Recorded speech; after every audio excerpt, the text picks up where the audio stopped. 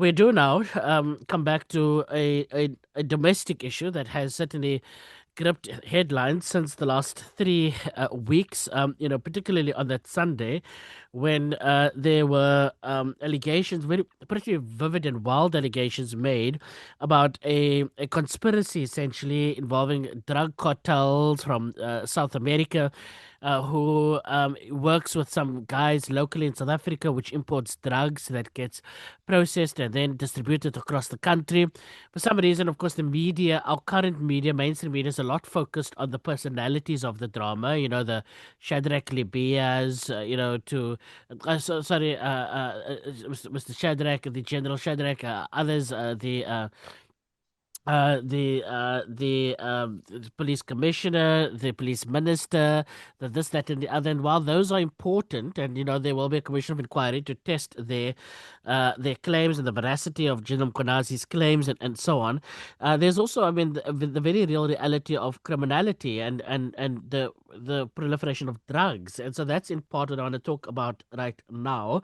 As this week, the former Chief Justice Raymond Zondo expressed concern that the Hawks are not quite as effective as the Scorpions in probing corruption.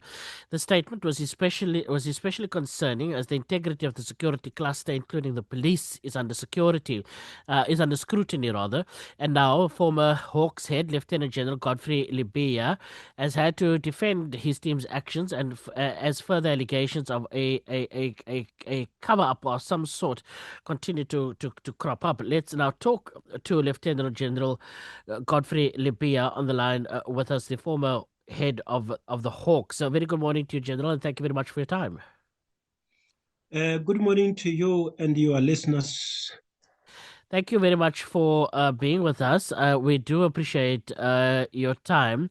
Maybe as a way of, I suppose, opening up this discussion and your opening remarks as we get going, I want to maybe just, now that you've had a moment to sit back and think about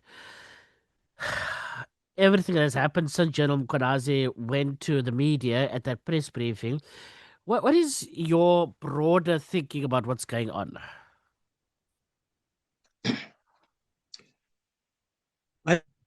Obviously, the statement has been made. At the time, I did not realize that there is actually a reference to me.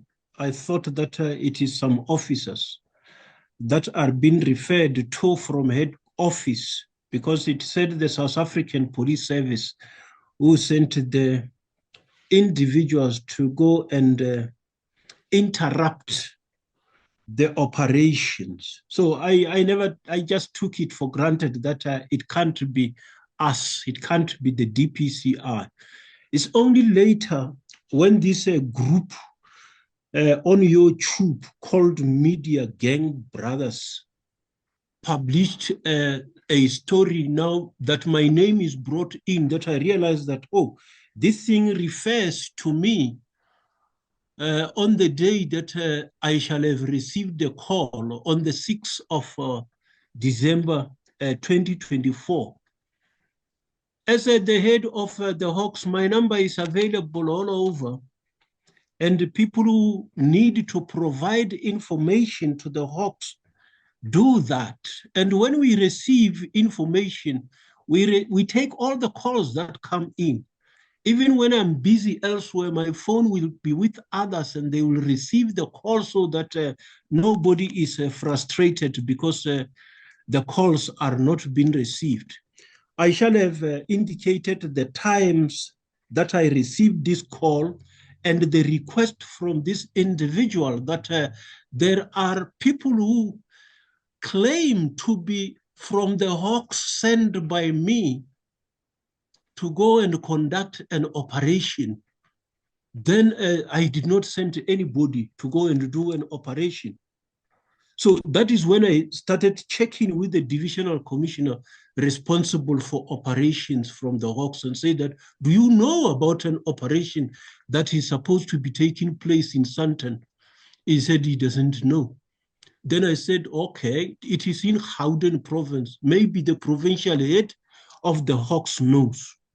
So I check with the provincial head, he does not know.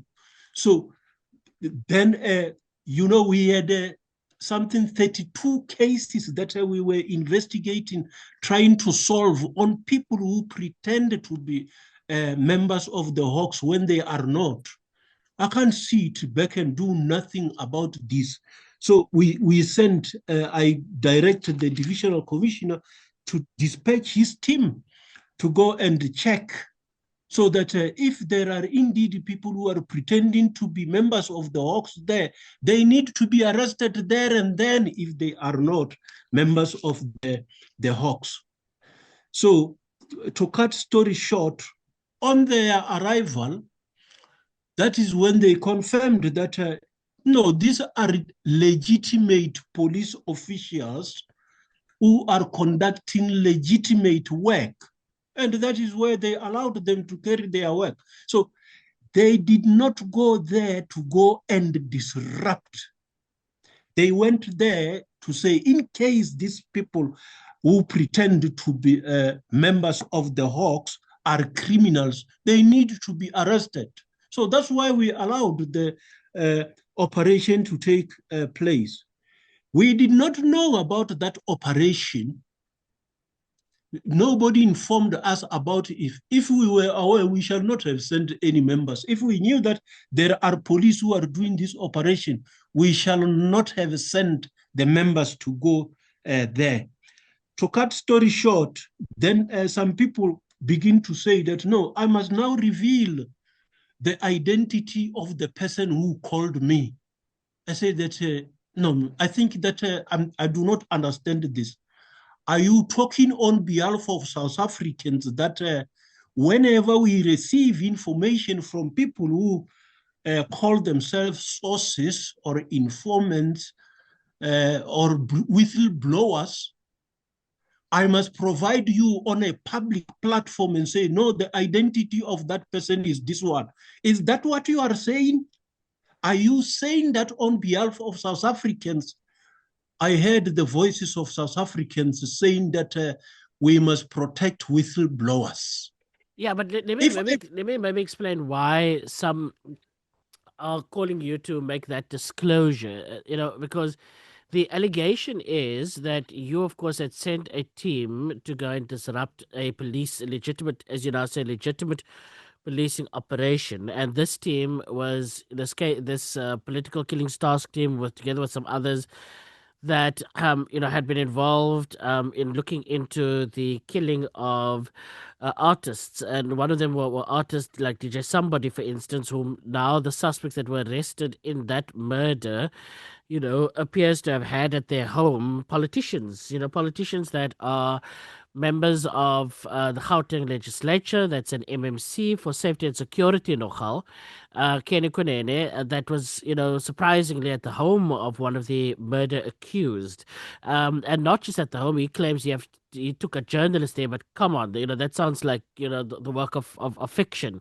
But nonetheless, the inference here, General, is that the person that called you to inquire whether you've sent a team and whether there was a legitimate Hawks operation could have been somebody that was involved in nefarious, criminal, and potentially illegal work, and wanted to know whether a policing raid will disturb that and disrupt that, and whether you had sent these guys, as a way to go and disrupt the legitimate policing operation. Those are the optics that the public is looking at. And so when members of the public are pushing you to disclose who was on the call, and I'm not certainly going to be doing that right now because I don't think that's the point of this interview. But when they are doing that, it's because they want to know whether there is some corrupt guy on the other hand that has General Godfrey Lebeya's number, who's the head of the Hawks, who's a seriously high-ranking police official that has the power to dispatch a team to go and disrupt what is a legitimate policing operation, seeking to hold them accountable. Yeah, I think that obviously clarity needs to be given here. We did not know that there is an operation by police officials who are doing their work. So we don't know. But somebody is phoning us and saying that it is members of the Hawks who are there. it is not members of the Hawks. Should we sit back and say, no, we are not interested to deal with that situation yourself? I don't think that that is what will be expected. If we knew that there is a organized crime investigation unit doing an operation on people who have committed murders, we shall not have gone there. We are not investigating murders. If we knew that there is a political task team that is conducting its operation, we will not have gone there. Here, we did not know. So now the people say that I must disclose the identity of this individual. This individual have indicated that he is prepared to go and testify before the commission.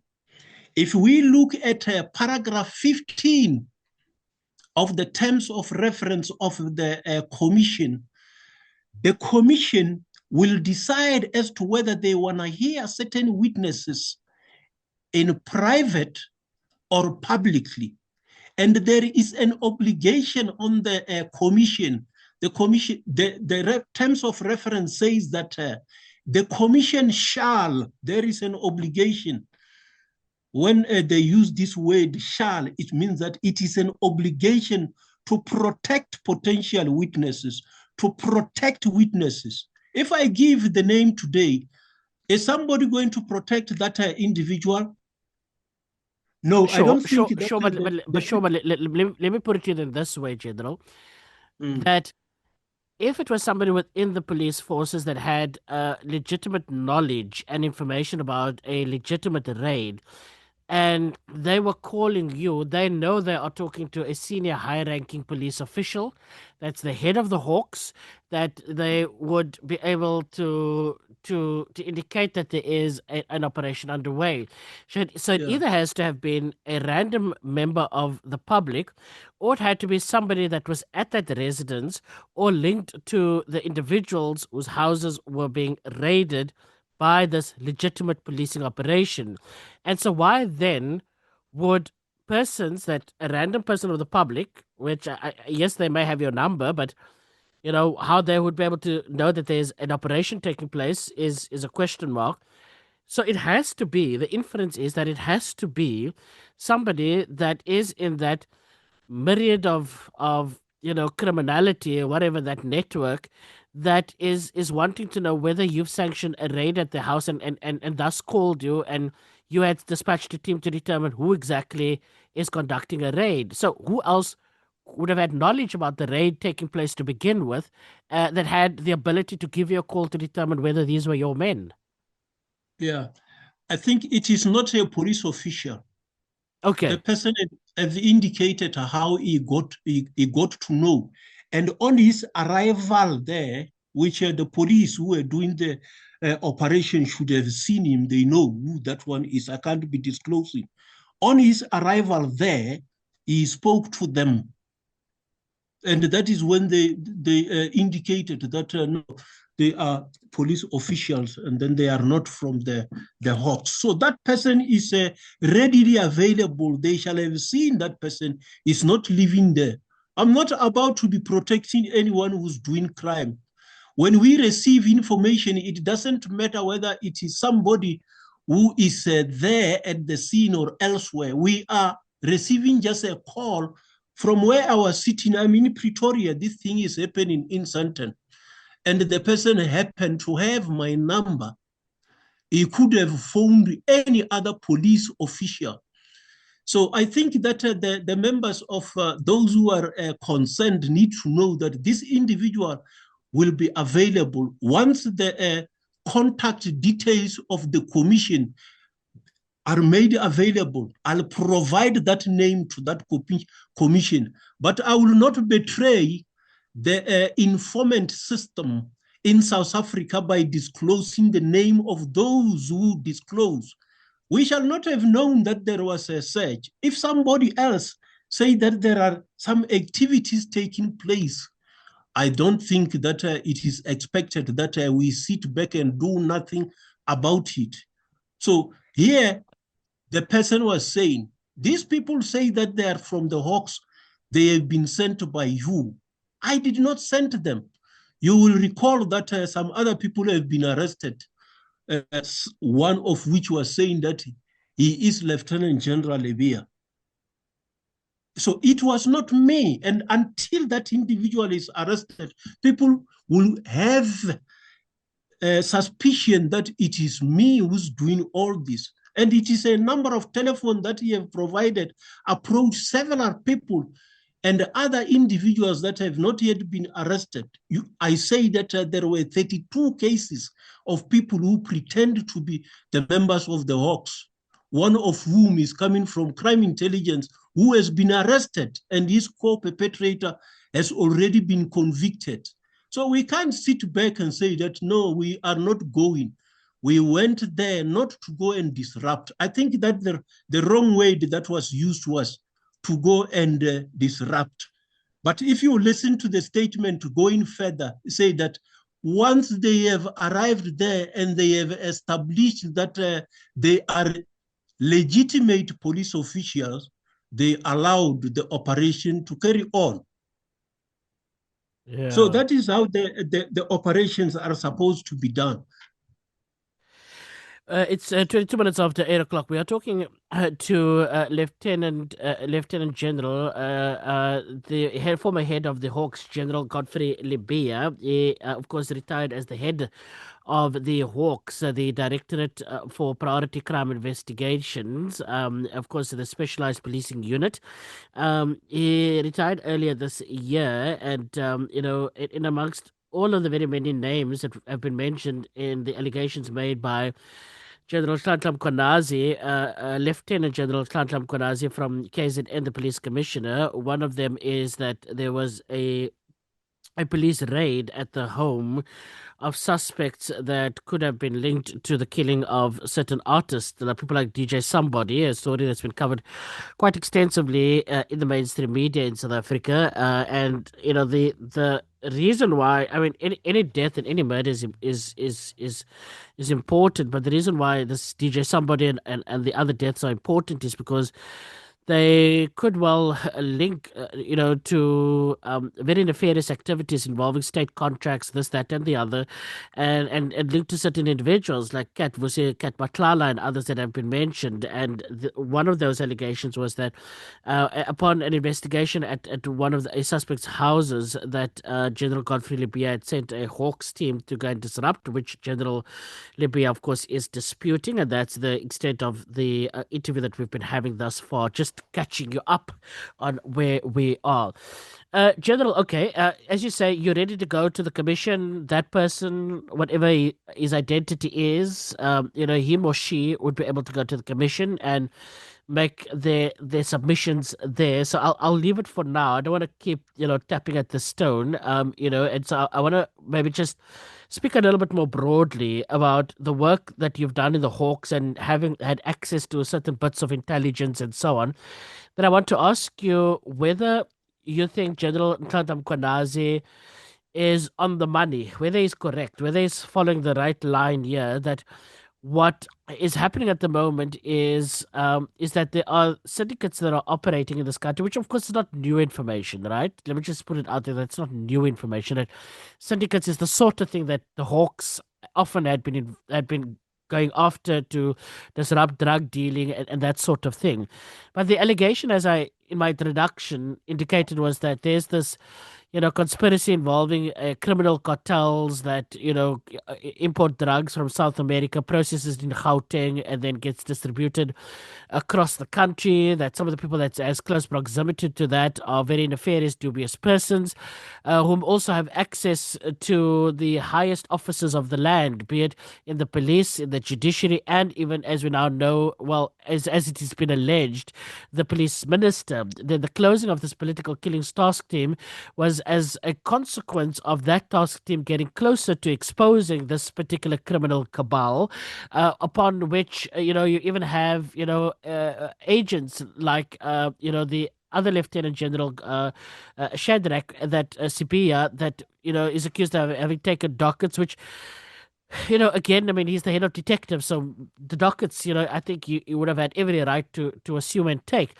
But nonetheless, after General Tantam Konazi's allegation, suddenly there was a lot of movement. There was now arrest in the DJ Somebody case and so on and so forth. And I've yet to see a report that proves General Konazi incorrect.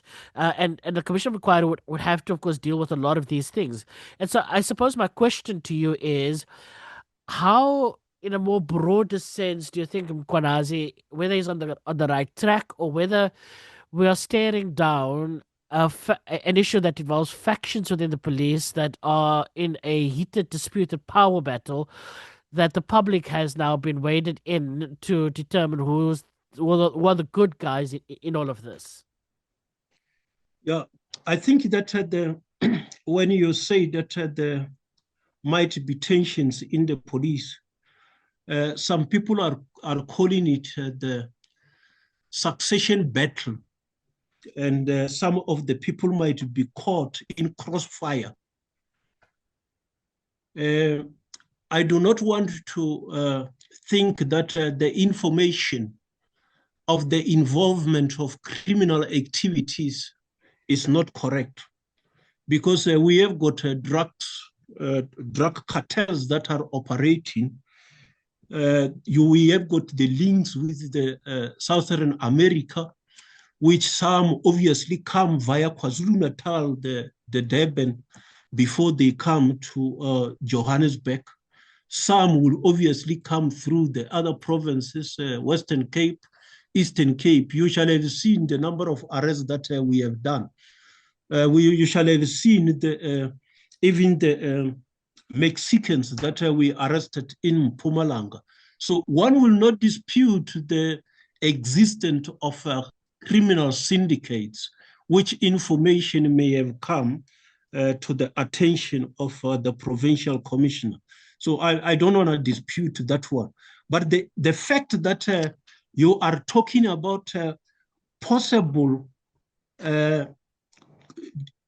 differences in the organization, which might be a succession battle, it is open secret. I think that you have said what is that which they are trying to reconcile. It means that you already have got camps, which you ask a question, why will there be this kind of a fight?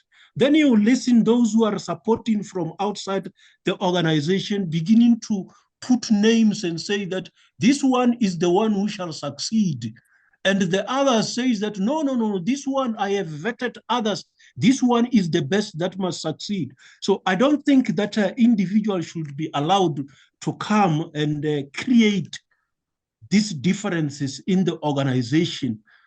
Certain things need to be sorted out in the boardrooms and then be dealt with.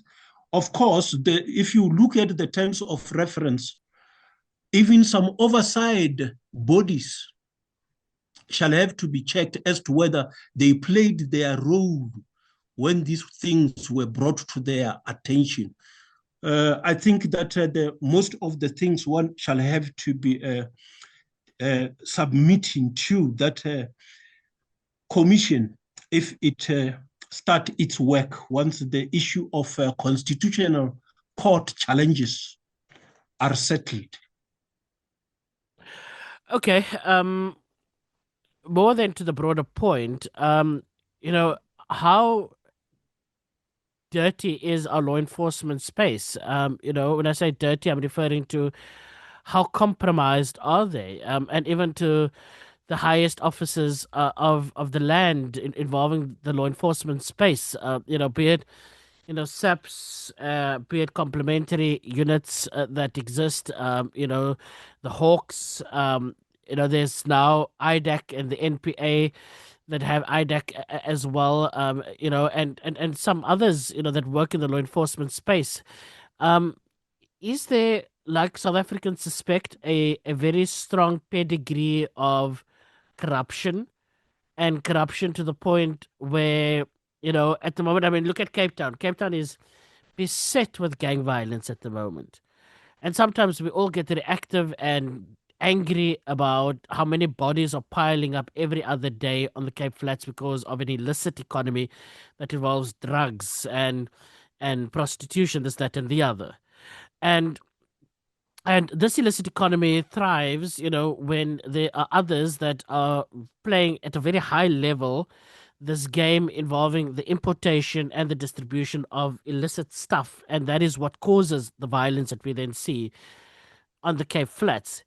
And the expectation from us as the public is that there are good guys, that wake up every morning, that have the determination to go after these guys and break down those illicit economies.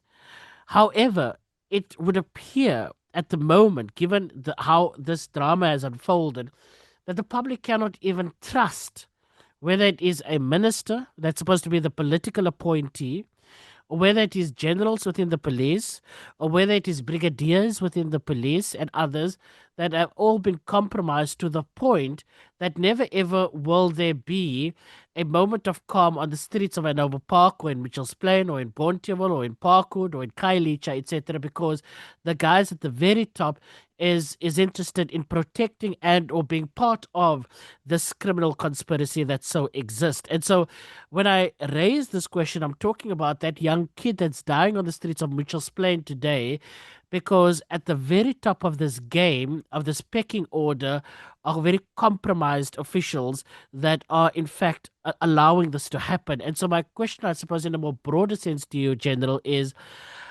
whether you believe it is true that there are some serious questions to be asked about the compromised state of our law enforcement in South Africa. The law enforcement in South Africa is a reflection of society. If what you see in the South African Police Service or other law enforcement agencies, they come from the community. Those individuals come from the community. It reflects society. Are South Africans committing crime? Or who are these people who are committing crime? Is it the law enforcement officials who are committing crime? Or the law enforcement officials are trying to prevent the commission of crimes? So when you do the recruitment, you obviously recruit from society. And you can't dispute that there will be a tiny portion within the law enforcement agencies that are obviously doing the wrong things. That is the overwhelming majority of law enforcement officials are doing very good work, excellent work. You can look at the prisons, they are overflowing. You can look at the people who are saving life sentences. They did not just wake up and walk and say that I'm going to live in prison for the whole of my life. Look at the court, they are unable to handle the volume of work that is being produced there on a daily basis. Look at the court roll, the matters that are postponed from March 2025 to December 2027. The courts are full. So I'm convinced that the overwhelming majority of law enforcement are doing a very great, but obviously the society need to also participate in preventing the commission of crimes. Some of these things obviously will be happening in closed doors, and the police will only come after the crimes have been committed. So myself, I believe that the law enforcement officials are doing excellent work. There are few rotten apples that need to be dealt with. If we are concerned about corruption, I have indicated now and then that we must put a proper system to deal with corruption. And I have indicated the areas that need to be enhanced if you really want to deal with corruption effectively. Currently, obviously, we will have question marks because of some gaps that need to be closed, so that we are serious when we talk about dealing with corruption. If you commit corruption, your matter mustn't take years before it is finalized. So that is my view. Generally, I believe that law enforcement officers are trying their best. You can see on a daily basis, they are also being attacked doing their work. Some of them are being killed. You look at the number of officers that are killed in South Africa, is shocking. But I think that there is good work that the people are doing. South African people must just continue to provide information to law enforcement officers and see if they do not respond. So if they respond, they must be happy. If you see, some people see that there is a suspicious group that is not wearing uniform, they don't appear to be like police officials. If they were to call somebody else to come and verify whether they are a police official, what is wrong with that one? What will be wrong is interference. Interference will be wrong. But to come and confirm that you are indeed a police official, there is nothing wrong. It should not be blown out of proportion. Oh, okay. Yeah, I mean, it shouldn't be blown out of proportion, but the impact of these allegations are pretty wild. I think anybody would admit. Do you think they're wild? Do you think that I know some of these people, and you may not want to ingratiate yourself into the drama. You already having to defend about whether you went to go disrupt a policing operation, and you've now you've stated your case here, and I've heard also the argument, of course, on other media and so on. But the drama that's happening at the moment, that stems from General Mkonazi's allegations. Do you think that they're hyperbole, or are they really as serious as he's making it out to be? Somebody must go and tell the commission, or who said that they are being sent to go and disrupt. I think that is the area that we shall have to clear first. Somebody will go and testify and say that I got this from so and so, that these people have been sent to go and disrupt. Because I say the reason why they have been sent there. Where the message of disruption come from, I do not know. But what I know is that as a law enforcement officer, a trained detective who have been handling different types of cases in the past, who have handled different types of informants, I knew that this is how you have to verify so that you do not leave people believing that the Hawks, the members under your command, are conducting an operation and you are not aware of. And thereafter, when they have left, you say, but I thought that they are members of the Hawks. What did you do? Somebody was going to ask me, what did you do? If I received this information, what should I have done? The best answer, what should I have done? Sit and fold my hands? Or what should I have done? I think that what I have done is what a detective, a reasonable detective who knows how to conduct investigation should have done. If they were illegitimate officers, they shall have been arrested because our members arrived when they were still there. Do you have any opinion about whether the political killings task team should be shut down or not? At some stage, I was coordinating the political task team from head office. I had indicated my view on how it can be strengthened. There are matters that are taking place. They need to be investigated. And at the time, I proposed that murder and robbery units should be established so that it is a continuous process, because a task team, you put a task team, and then at the end of the day, when the work is done, it means you must disband. I said you need something permanent, people that shall deal with those cases. So I will not be saying that shut the task team. I'll say strengthen the work of this type of arrangement on something that is permanent, something that is going to deal with these cases on a permanent basis. Because the fear is that you will hear that cases are postponed to 2027, as I say, then if it is task team, when do you shut that task team? After 2027? Some of the cases will be postponed far longer than 2027, which means that if you have got a task team that you have taken members from different provinces, you will continue to work in a task team fashion. So I thought that creation of murder and robbery units will be a better option. But the call is not sitting with me. I'm not going to say that it should be shut down. It needed to be strengthened, which different modalities can come in, because I don't think that these killings are going to stop now. They have been there, and then it means that they shall be continuing until society decide that we no longer kill each other. We have to live with each other in harmony.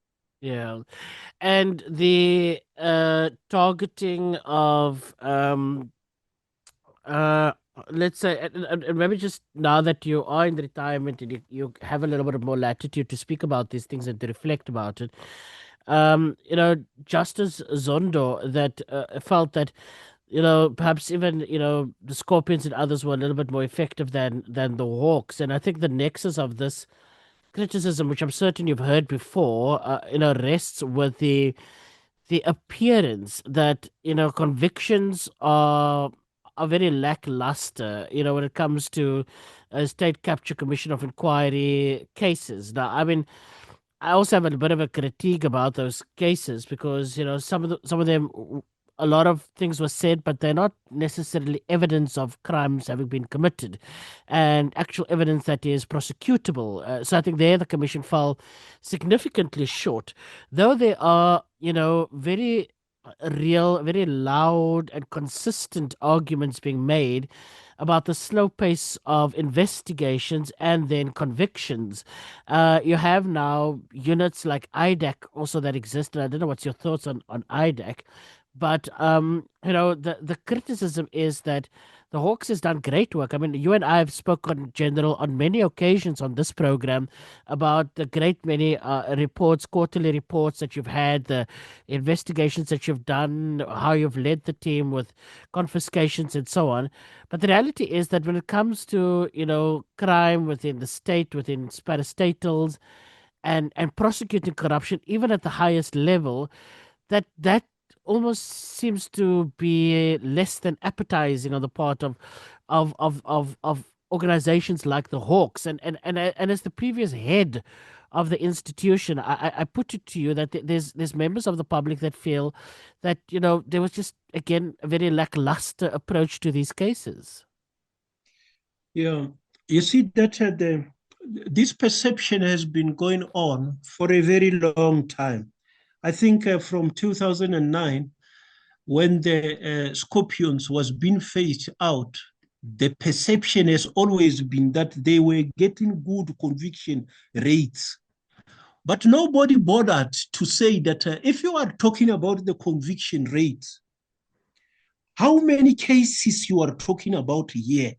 Because if you talk about the rates, maybe you are talking about 2 convictions out of 3.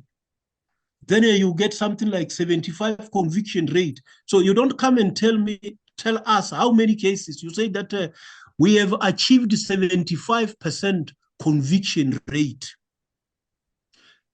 So yeah, it's good. The conviction rate is good, but how many of those? What impact are you making?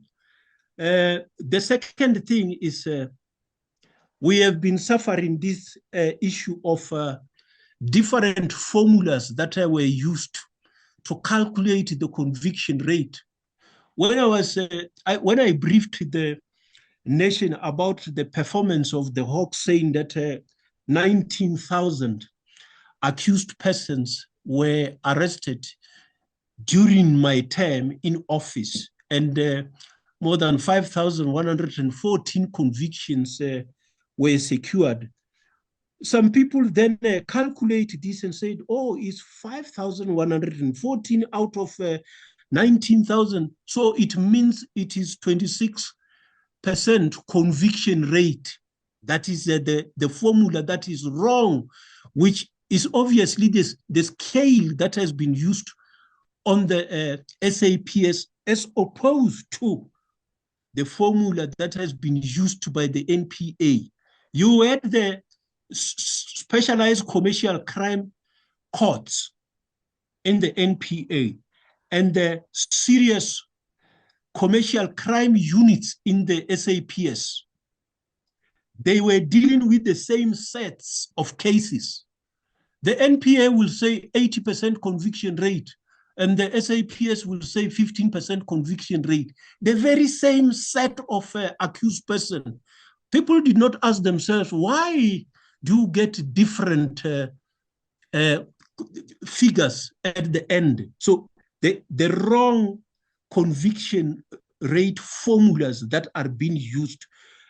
My thinking is that we must first say how many arrests did the DSO do in the 8 years that they have been in office, and how many convictions were secured, and how many arrests were done by the DPCI for a period of 8 years, so that the time is the same, and say how many arrests and how many convictions.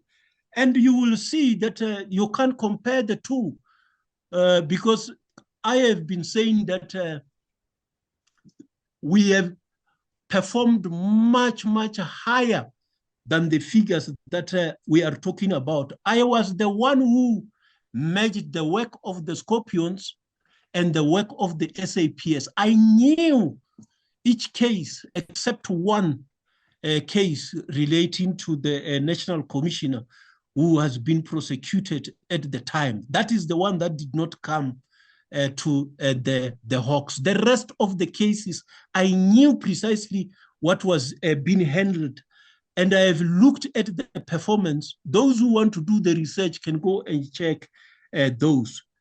Then the next thing is when the DSO were operating, they had dedicated prosecutors readily available to deal with those cases.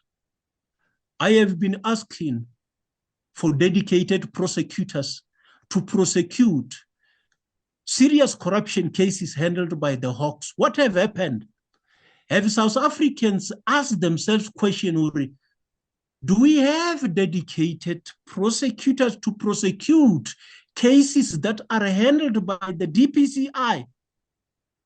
Or are we expecting that these cases must be handled by the specialized prosecutors focusing on serious commercial crime cases who are overloaded?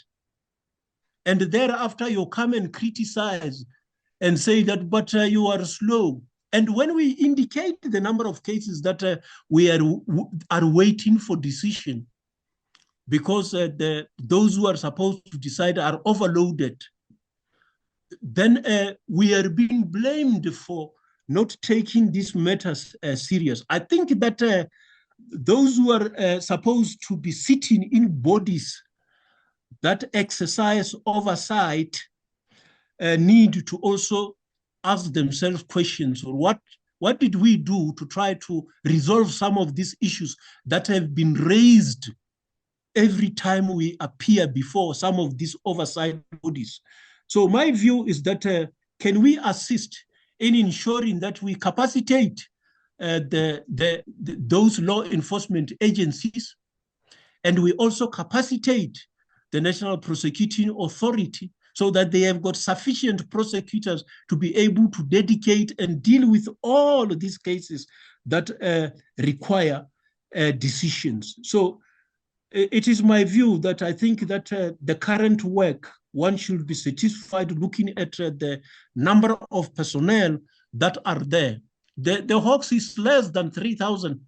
It's less than 1% of the police population. If you see the police in South Africa, the Hawks is 1% But if you look at the product that they put on the table, I think that they are trying their best. All right, General, as a final and last question, what are you doing with your time these days? Of course, retirement has officially started, at least from the Hawks. At the time, you said that you don't have any time for rest. There's no time for that just yet.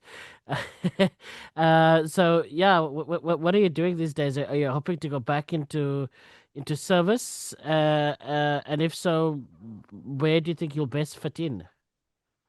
Well, thank you very much.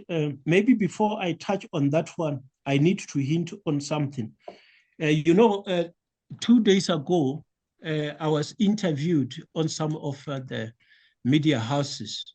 I indicated that somebody asked me if a certain, this person who called me, is it Mr. Brown Mukhotsi?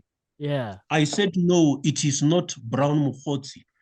And then surprisingly, in the evening at 20 hours, 14 minutes, I got a message from a person who identified himself as a Brown Mukhotsi. So it is just strange that why do I receive this message only after I have received a question? I'm raising this so that So it's out when in the in public. future, What did the message say? no, it's just a good day, General. The second one that comes, Brown Khotsi. That is all.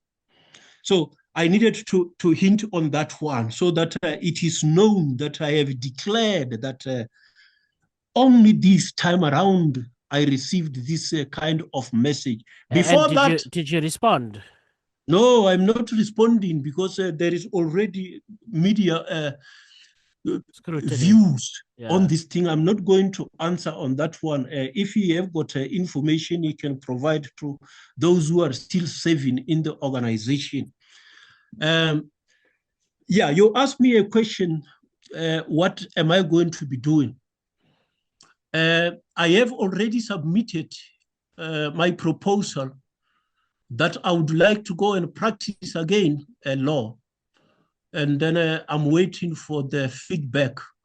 But I hope that this issue that Libya is getting calls from potential suspects is not going to influence the decision, because there is time when I applied for a position of public protector, not the current one, the previous one. And 2 days before the shortlisting, people sent a media statement saying that they have done vetting and they found that I'm linked to the Divisional Commission of Crime Intelligence. And so I couldn't be shortlisted because I'm linked with certain people. And then after the shortlisting was done, then this person says that you are linked to that person because you investigated him. The shortlisting is done, but the damage has been done. And when we took this to the press ombud, some people apologize, but it's late. So this type of things should not be put in the public space at the time when others are trying to maybe get involved in other areas where they can contribute in society. So it is one of those areas that I thought that I intend to go and do as an officer of court. I'm an officer of court currently as an admitted advocate of the High Court. So I think that I can still go and assist court in reaching some of the conclusions. Okay. That is the area that I think I need to be doing, but it's not the only area. I have indicated that I am a tool available to South Africa, and if the government think that they would like to utilize me in any other capacity, I'm available. I will not be resting now until the pastor come and read When I'm no longer breathing and say rest in peace, then I can rest. Oh goodness. Okay, okay. So no rest then for the weekend. So instead of a lovely book in retirement, you'll settle for court briefs and court papers. Which, to be honest, I'm not sure which is more punishing, but nonetheless, going back to law is one area for you to consider. But as you say, you are open to doing other things as well. General, thank you very much for openly and candidly talking to us this morning. That's General Lebeya talking to us, Godfrey Lebeya, the former head of the DCPI, the Directorate for Specialized Priority Crimes, otherwise known as the Hawks. The main man, the man that headed up that particular, specialized policing unit.